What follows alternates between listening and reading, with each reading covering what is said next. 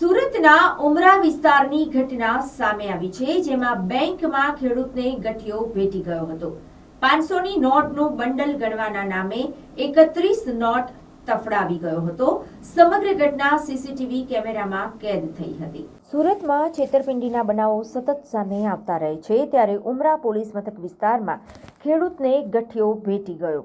500ની not ગણવાના બહાને 31 not એટલે કે 15,500 રૂપિયા તફડાવી ગયો હતો। આ અંગે ખેડૂતને ખબર પડતા તેમણે સીસીટીવીના આધારે પોલીસમાં ફરિયાદ નોંધાવી હતી।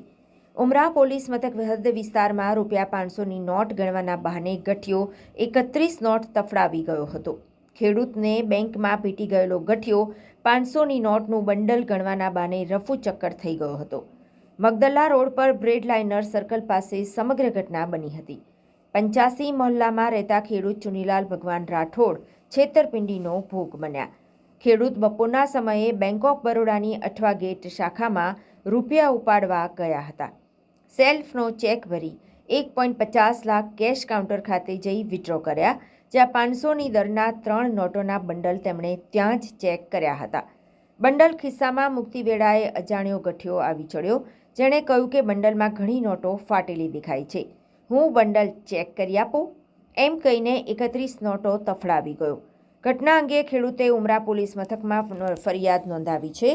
પોલીસે ફરિયાદ લઈ વધુ તપાસ હાથ ધરી છે।